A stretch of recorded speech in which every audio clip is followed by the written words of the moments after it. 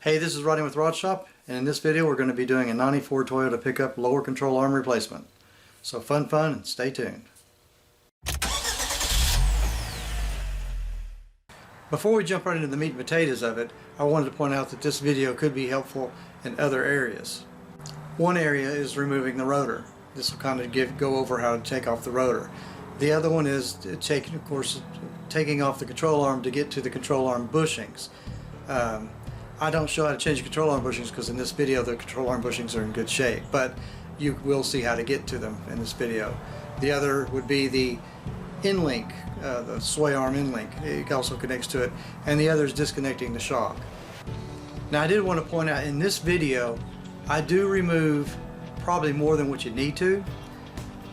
You could just get by just disconnecting the shock, the end link, and the spindle.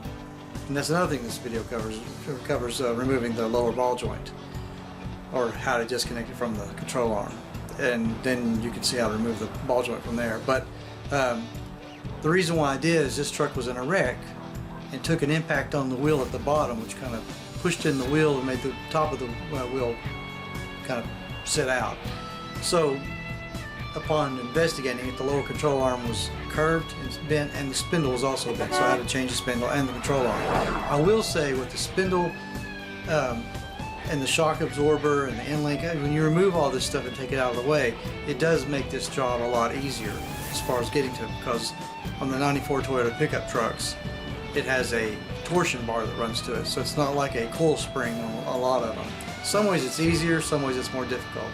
But I will show you a little trick that you can use, because you have to. You'll see in the video that there's going to be taking loose the adjustment to the torsion bar, and there's a little trick that you can do to put a mark on the threads to know how to put it right back where it was. So enough of me gabbing, and I know you're really wanting to get into this, so let's go ahead and dive into the video.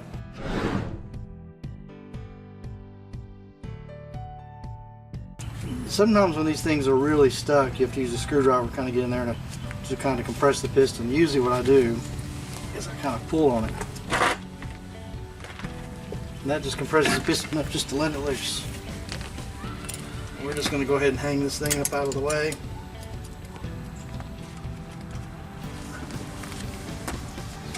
Now I'll take the pads loose.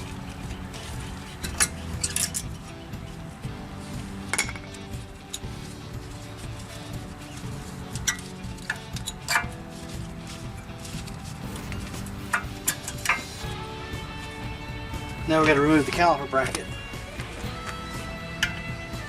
And again, these are 17 millimeters, and they're going to be tight.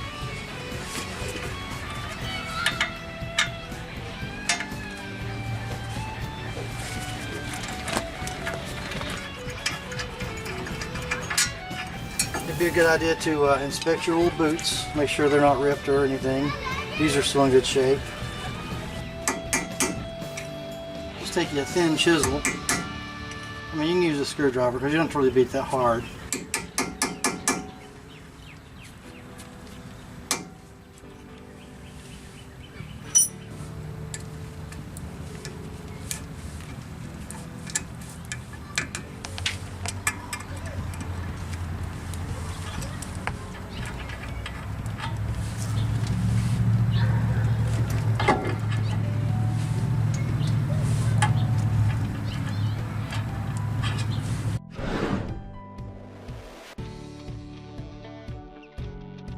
Apparently on Toyotas it's an all thread rod, or it looks like one. You got threads threaded and nut on both sides, so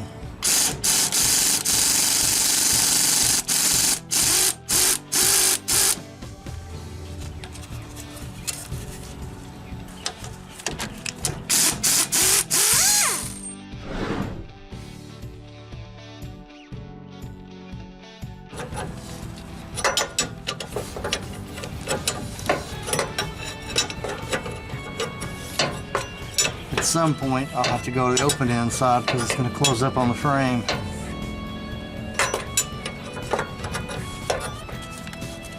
Yay.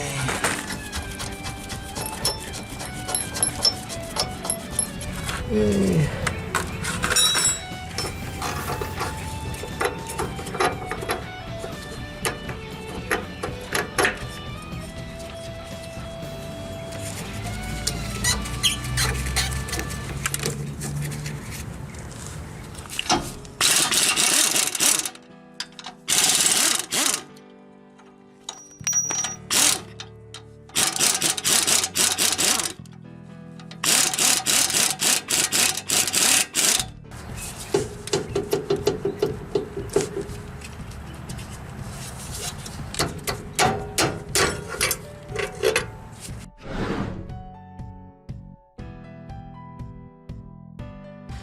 remove your cotter pin. I'm not going to show how to do that because it depends on who put it on last or if there's even one still there. You remove the cotter pin, take your bolt loose. Or your nut loose. Take this thing loose. Okay, here's the old mechanic's trick. Everybody wants to go buy a ball joint and tie rod separator, and sometimes you do have to use them. They look like a tuning fork, go in there and wedge. The problem is they tear up the boots. But if you just beat the metal out around a little bit,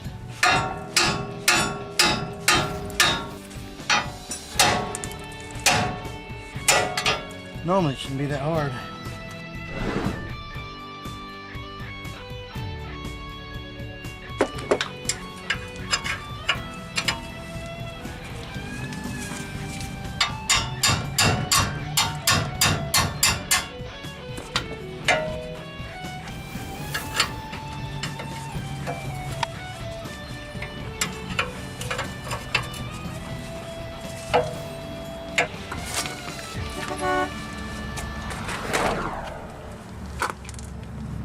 This was a 19, wasn't it? Yeah. So this is a 19 and this is a 22. And you can't put a closed-in wrench on it because the steering arm bangs into that.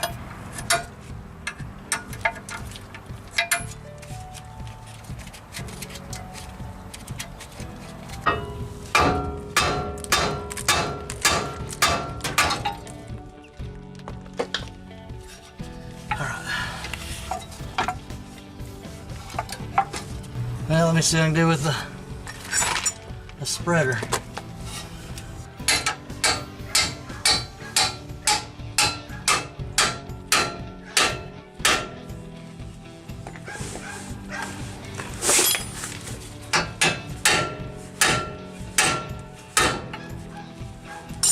Voila.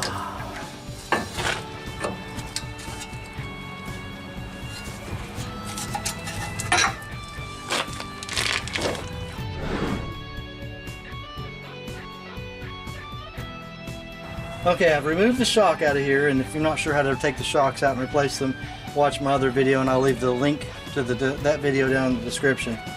But take the shock out, make sure there's nothing left. If the bar's gone from here to there, your sway arm bushings are disconnected, your spindle's gone, and tie rod end's loose, whenever everything's free, and we're just going to let it down.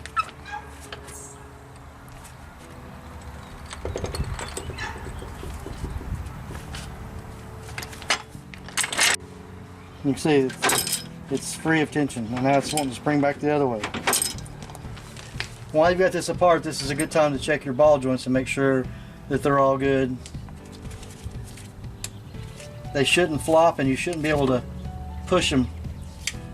Like if you beat down on it, it shouldn't be able to have any clunk inside of it and be somewhat tight.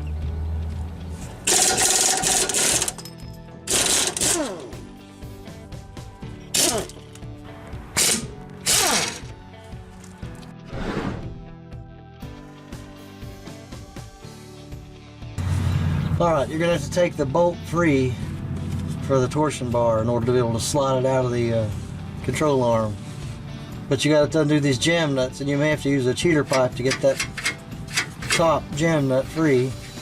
And you can just see my wrench here, it's jammed up against the side of the frame or part of the body in there. So I'm going to run this up so far. This has a wiring harness on it.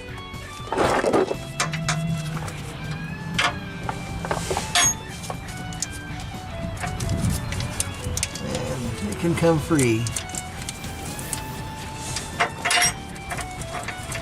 So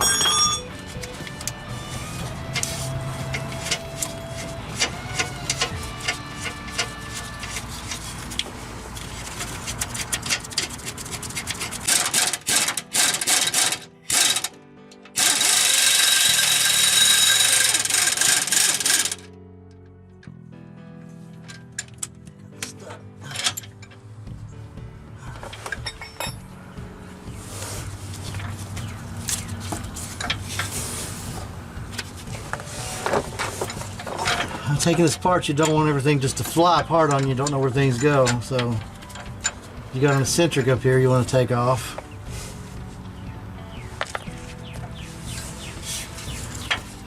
sure there's nothing else up there.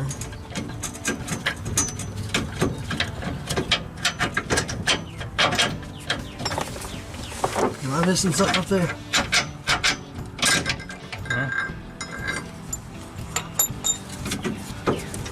So, we're ready to take it apart.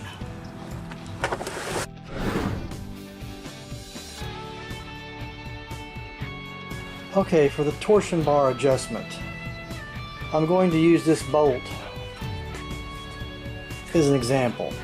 That big long bolt that you just saw that I'm going to have to release to get the torsion bar out away from the control arm in order to pull it out. It's a big long bolt, longer than this, and it's got a nut and a jam nut. You got to break this jam nut loose, and I tell you, it took a bit to get it free. One, you just can't get your hands in there real good, but I had to use a cheater bar on it, and I finally got it broke free. But you're going to spin this off. Don't touch the other nut. Spin your jam nut off.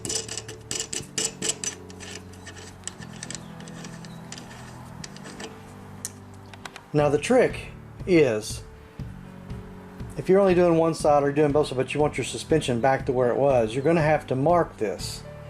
Now, you can't, like a lot of these torsion bars, like on GMs and stuff, what you have is a head of a bolt, or like this bolt is what you actually loosen up, and then it all comes apart. And what you can do is spray paint down here, and then you can see where it stops. But in this case, you'd have to put paint on top of here, and the problem with that is when you go to take the nut off, it'll eat the paint up, and you're not going to exactly have an exact mark.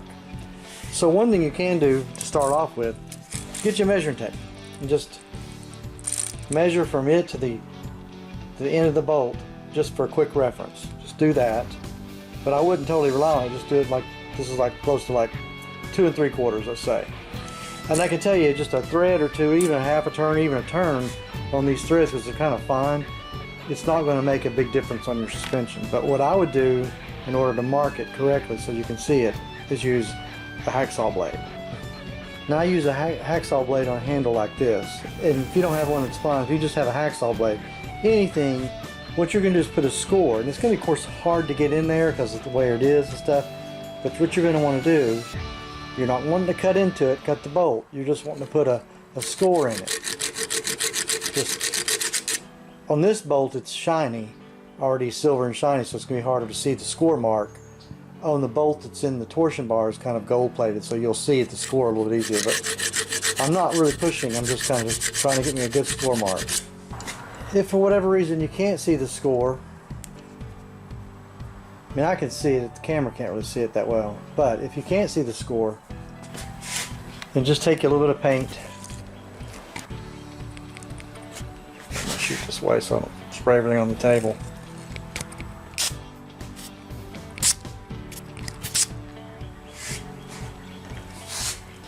And if you do decide you want to try to use the paint, you just got to put a really light coat on it. I'm doing this relatively fast, so it's, but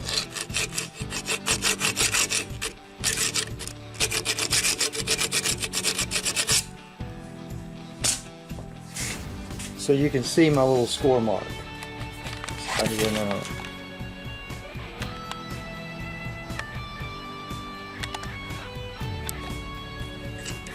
Now we're going to take the bolt off, the nut off. And luckily, of course, now this is not exactly as tight fit as that other. This is just basically a grade 5 or grade 3 bolt that I've just had laying around. Now you can see the score right there. It still wouldn't hurt to put some paint on it if you want to do that and measure it, but that would be the trick to get it back to where it was. Put a light, just hit it with the light thing of paint, put a little score on it. Like I said, you don't cut into the bolt. All you're doing is just kind of putting just a, that's all you're using the hacksaw blade for, is just a file, just to put a little notch on the thread. You don't want to weaken it. Plus the fact it'll be okay because the nut's going to be below it. But measure, put a little paint, put a little score on it. That way you can put it kind of back where it was.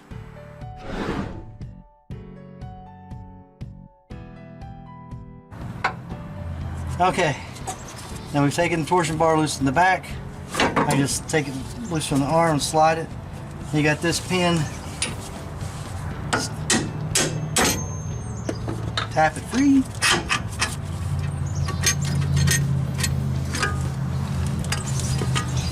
If you are changing your control arm bushings, they're right here. These luckily look in good shape.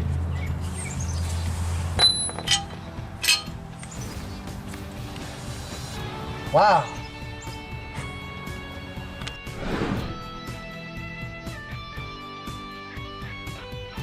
Now that you got the old control arm off, you're going to need to take things off the old one to put on the new one. There's a little plate that helps the stop whenever you turn the steering wheel all the way. It's a stop. It's just kind of an additional block. You have to take that plate off. You have to take the ball joint and swap it over, and then you got your little bumper absorption, so you have to swap it over there. Then once you get it swapped, it'll be time to put the new control arm on.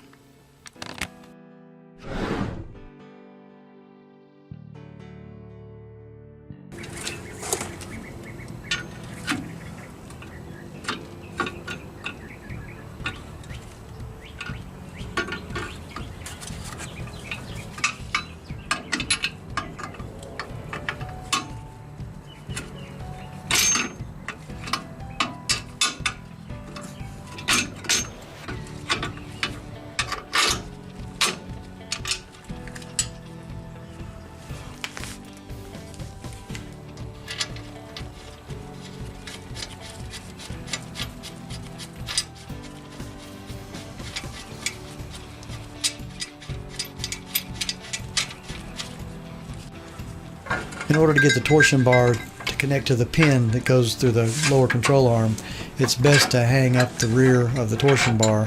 You can either use mechanics wire and then come back later, or in my case what I'm doing here is I'm putting the bolt, the torsion bar adjustment bolt, back in. I'm just going to catch a few threads, just enough to hold it and leave it loose enough where I can get the pins and the bolt holes lined up.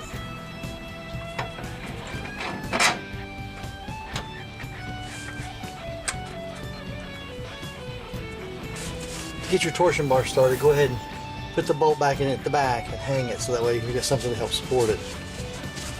And then this slides back and forth on the spline so that you can easily, or to make it easier to get the bolts through to it.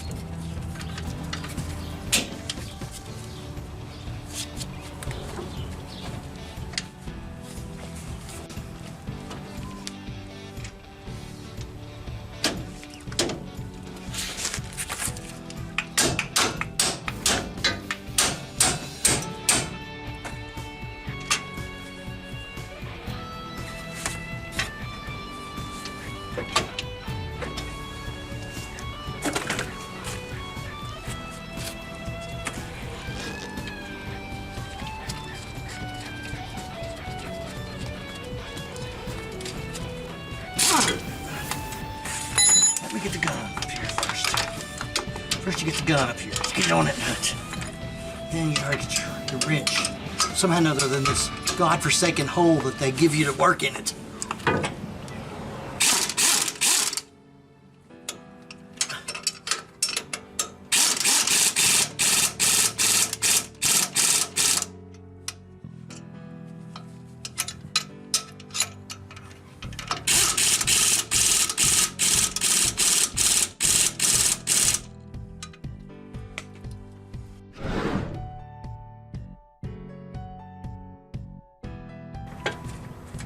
Now you can't see me, but what I'm doing is I put the torsion bar adjustment bolt back in earlier just to hang it. So now I'm actually pushing it because I put all the pieces on it. And what you're going to do is go back to the earlier part of the video where I take it apart. but all I'm doing is just running it up with my fingers to get it tight, to get the torsion bar with one adjustment. And now I'm going to put a jack underneath it and raise it up so that I can connect the sway bar, end link, and the shock and all that stuff, because now I'm going to start having the torsion bar give tension, trying to push it down basically.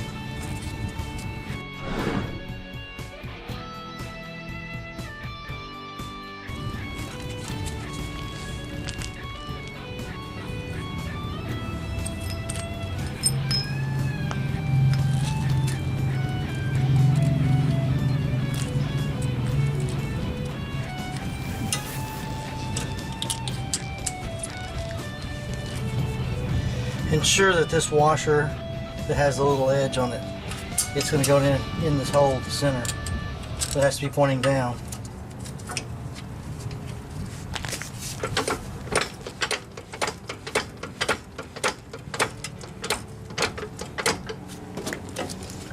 And then same with the bottom.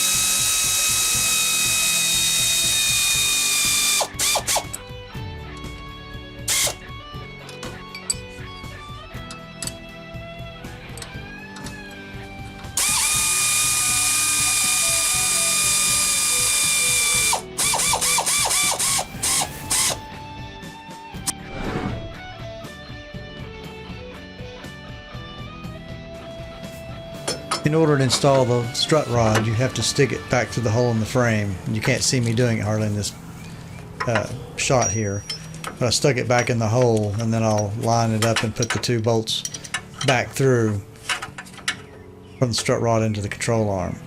I lost my cameraman, so I'm working, trying to get the job done and try to record it, so I apologize for not getting all the actual shots here.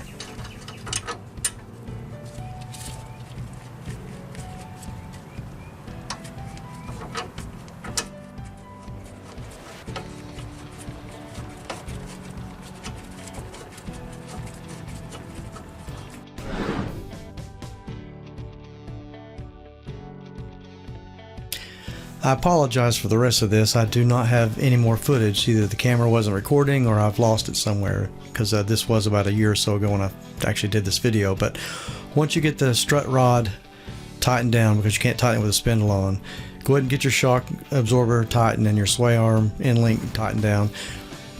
Once you get all these items tightened down, go ahead and set the spindle on it. And you can just go back to the video where I took it apart, but it's pretty simple. You just set the spindle on the lower ball joint, then kind of lift up the upper control arm and set it down on the upper one, tighten your nuts down, tighten them up, put your cotter keys in and stuff. Once that's set on there, go ahead and tighten up the lower control arm nuts. You can see it right here, the arrow's pointing to it.